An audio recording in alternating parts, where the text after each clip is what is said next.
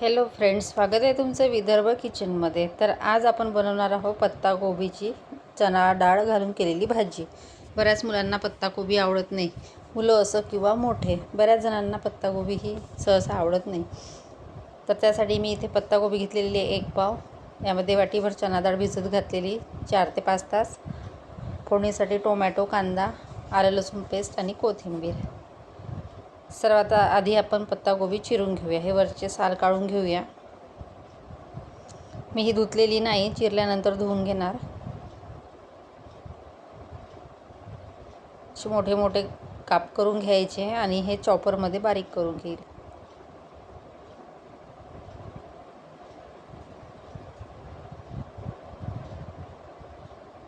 यामध्ये छान अशी बारीक होते कोबी आणि शिजल्या पण लवकर जाते। अगदी झटपट आणि लवकर होणारी पत्ताकोबीची भाजी।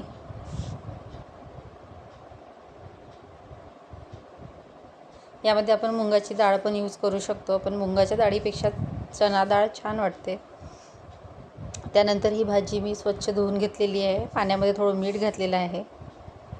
कोबी तसा हा साफच असतो, पण सांगता येत नाही एखादा किडा वगैरे असला तर।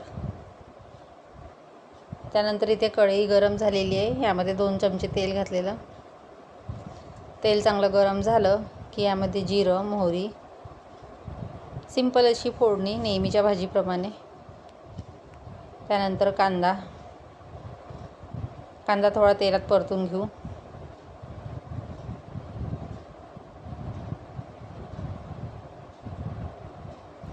कांदा आपला परतून झाला की त्यामध्ये आलं लसूण पेस्ट,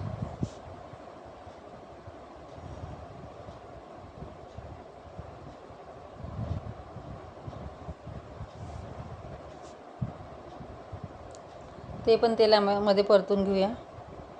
त्यानंतर यामध्ये मसाले ॲड करायचे।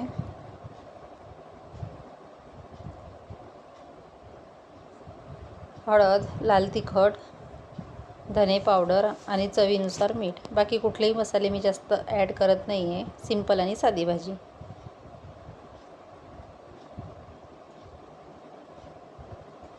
पत्ताकोबीची भाजी ही कमी मसाल्याची छान होते, फक्त याच्यामध्ये थोडं तिखट जास्त पाहिजे। त्यानंतर यामध्ये टोमॅटो तेलामध्ये चांगला शिजवून घेऊ आणि त्यानंतर यामध्ये कोथिंबीर घालणार।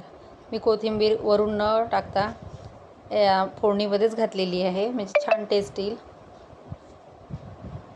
टोमॅटो आपला चांगला शिजला की यामध्ये चणा डाळ घालून घेऊ। चणा डाळ छान भिजलेली आहे, त्यामुळे लवकर शिजणार। त्यानंतर कोबी,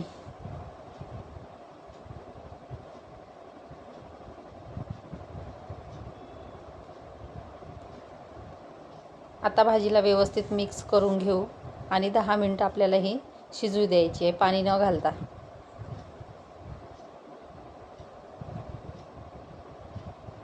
व्यवस्थित मिक्स झाली की याला मी झाकून ठेवते आणि 10 मिनिटांमध्ये आपली भाजी तयार। बघू शकता भाजी आपली शिजलेली आहे। एकदम झटपट आणि लवकर होणारी पत्ताकोबी चणा डाळ। रेसिपी आवडली असेल तर लाईक करा, शेअर करा, सबस्क्राईब करा। Bye bye.